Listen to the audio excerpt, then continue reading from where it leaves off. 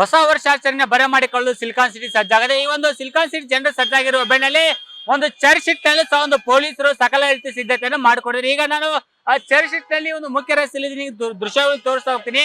ಏನು ಇನ್ನೇನು ಕೆಲವೇ ಗಂಟೆಗಳಲ್ಲಿ ಹೊಸ ವರ್ಷನ ಆರಂಭ ಆಗುತ್ತೆ. ಆ ಒಂದು ಹೊಸ ವರ್ಷಾಚರಣೆಗೆ ಯಾವುದೇ ರೀತಿ ಅಹಿತಕರ ಘಟನೆ ನಡೆದೇ ಪೊಲೀಸರು ಸಕಲ ರೀತಿ ಸಿದ್ಧತೆ ಮಾಡ್ಕೊಂಡು ಈಗ ನೋಡ್ತಾ ಹೋಗುವ ದೃಶ್ಯಗಳಲ್ಲಿ ಒಂದ್ ಕಡೆ ಜನಗಳು ಅಂದ್ರೆ ನಿಧಾನವಾಗಿ ಜನಗಳು ಪಬ್ ಹತ್ತ ಮತ್ತೆ ಚರ್ಚ್ ಶೀಟ್ ಹತ್ರ ಬರ್ತಾ ಇದ್ರೆ, ಇನ್ನು ಮತ್ತೊಂದು ಕಡೆ ಅಹಿತಕರ ಘಟನೆ ನಡೆಯದಂತೆ ಆ ಒಂದು ಏನು ಬಾಂಬ್ ಡಿಟೆಕ್ಟರ್ ಅಥವಾ ಮೆಟಲ್ ಡಿಟೆಕ್ಟರ್ ಗಳನ್ನ ಈಗಾಗಲೇ ಇಲ್ಲಿ ಪೊಲೀಸರು ಒಂದು 3 ರಿಂದ 4 ಮೆಟಲ್ ಡಿಟೆಕ್ಟರ್ ಗಳನ್ನ ಅಳವಡಿಕೆ ಮಾಡಲಿ. ಜೊತೆಗೆ ಯಾರಾದ್ರೂ ಅನುಮಾನಾಸ್ಪದ ವ್ಯಕ್ತಿಗಳು ಕಂಡು ಬಂದಲ್ಲಿ ಅವರುಗಳನ್ನ ಸಂಪೂರ್ಣವಾಗಿ ತಪಾಸಣೆ ಮಾಡಲು ಈಗಾಗಲೇ ಈ ಒಂದು 3 ಮೆಟಲ್ ಡಿಟೆಕ್ಟರ್ ಗಳನ್ನ ಅಳವಡಿಕೆ ಮಾಡಲಾಗಿದೆ. ಇನ್ನು ಮತ್ತೊಂದು ಕಡೆ ಇಲ್ಲಿ ಪೊಲೀಸರ ಸಂಖ್ಯೆಯನ್ನು ಸಹ ಒಂದು ಅಷ್ಟೇ ಪ್ರಮಾಣದಲ್ಲಿ ನಿಯೋಜನೆ ಮಾಡಲಾಗಿದೆ. ಯಾಕಂದ್ರೆ ಸುಮಾರು ಇಡೀ ಒಂದು ಬೆಂಗಳೂರಿನಾದ್ಯಂತ ಸುಮಾರು 20,000ಕ್ಕೂ ಹೆಚ್ಚು ಪೊಲೀಸರನ್ನ ನಿಯೋಜನೆ ಮಾಡಿದೆ.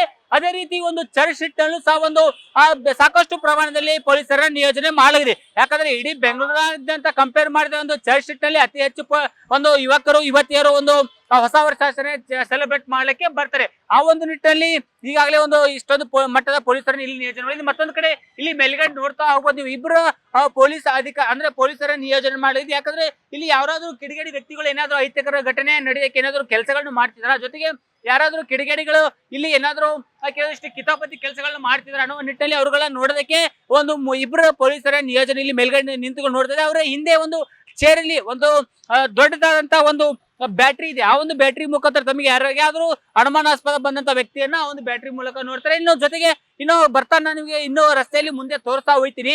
ಅಂದ್ರೆ ಇಲ್ಲಿ ಯಾಕಂದ್ರೆ ಈಗಾಗಲೇ ಸುಮಾರು ಪ್ರಮಾಣದಲ್ಲಿ ಜನಗಳು ಬರ್ತಿದ್ದಾರೆ. ಸೊ ಆ ಒಂದು ನಿಟ್ಟಿನಲ್ಲಿ ಅವರುಗಳಿಗೆ ವಿಶೇಷವಾಗಿ ಮಹಿಳಾ ಸಿಬ್ಬಂದಿಗಳಿಗೆ ಮತ್ತು ಮಹಿಳೆಯರಿಗೆ ಯಾವುದೇ ರೀತಿ ಅನಾನುಕೂಲ ಆಗದಂತೆ ಅವರಿಗೆ ಮಹಿಳಾ ಸಾಂತ್ವನ ಕೇಂದ್ರವನ್ನು ತೆರಲಾಗಿದೆ. ಈಗ ದೃಶ್ಯ ತೋರಿಸಾಗುವುದು ಇಲ್ಲಿ ಮಹಿಳೆಯರಿಗೆ ವಿಶ್ರಾಂತಿ ಅಂದ್ರೆ ಏನಾದ್ರೂ ಅವರುಗಳಿಗೆ ನಡೆಯಕ್ಕೆ ಆಗದೆ ಇರೋಂತ ಸಂದರ್ಭದಲ್ಲಿ, ಜೊತೆಗೆ ಅವರುಗಳಿಗೆ ಏನಾದ್ರೂ ಒಂದು ಹೆಲ್ತ್ ಇಶ್ಯೂ ಆದಲ್ಲಿ, ಜೊತೆಗೆ ಏನಾದ್ರು ಕುಡಿದು ಒಂದು ಟೈಟ್ ಆದಂತ ಮತ್ತೆ ಒಂದು ಏನಾದ್ರು ಅಹಿತಕರ ಘಟನೆ ಆದಂತ ಸಂದರ್ಭದಲ್ಲಿ ಅವರುಗಳಿಗೆ ಒಂದು ವಿಶ್ರಾಂತಿ ಪಡೆದಕ್ಕೆ ಒಂದು ಮಹಿಳಾ ಸಹಾಯ ಕೇಂದ್ರವನ್ನು ಈಗಾಗಲೇ ತೆರೆದಿದ್ದಾರೆ. ಇನ್ನು ಮತ್ತೊಂದು ಕಡೆ ನನ್ನ ಬಲಭಾಗದಲ್ಲಿ ಸಹ ಒಂದು ಟ್ರಾಫಿಕ್ ಜಾಮ್ ಅಷ್ಟೇ ಆಗ್ತಿದೆ. ಯಾಕಂದ್ರೆ ಇನ್ನೇನು ಕೆಲವೇ ಗಂಟೆಗಳು ಬಾಕಿ ಇರೋದಲ್ಲ. ಆ ಒಂದು ನಿಟ್ಟಿನಲ್ಲಿ ಜನರು ತಮ್ಮ 2 ವೀಲರ್ ಆಗಲಿ 4 ವೀಲರ್ ಆಗಲಿ ಅವುಗಳನ್ನು ತೆಗೆದುಕೊಂಡು ಬರುವಂತ ಕೆಲಸಗಳನ್ನು ಮಾಡ್ತಾರೆ. ಸೊ ಆ ಒಂದು ನಿಟ್ಟಿನಲ್ಲಿ ಈಗ ಇಲ್ಲಿ ಟ್ರಾಫಿಕ್ ಜಾಮ್ ಸಮಸ್ಯೆ ಅಷ್ಟೇ ಉದ್ಭವ ಆಗ್ತಿದೆ. ಯಾಕಂದ್ರೆ ಇಂಥ ನ್ಯೂ ಇಯರ್ ಸಮಯದಲ್ಲಿ ಒಂದು ಟ್ರಾಫಿಕ್ ಜಾಮ್ ಆಗೋದು ಸರ್ವೇ ಸಾಮಾನ್ಯ. ಆದ್ರೆ ಆ ಒಂದು ಟ್ರಾಫಿಕ್ ಜಾಮ್ ಅನ್ನ ಒಂದು ಆಗದಂತೆ ನಿಯಂತ್ರಣ ಮಾಡೋದು ಈಗಾಗಲೇ ಒಂದು ಬೆಂಗಳೂರು ಟ್ರಾಫಿಕ್ ಪೊಲೀಸರ ಒಂದು ಸವಾಲಿನ ಕೆಲಸ.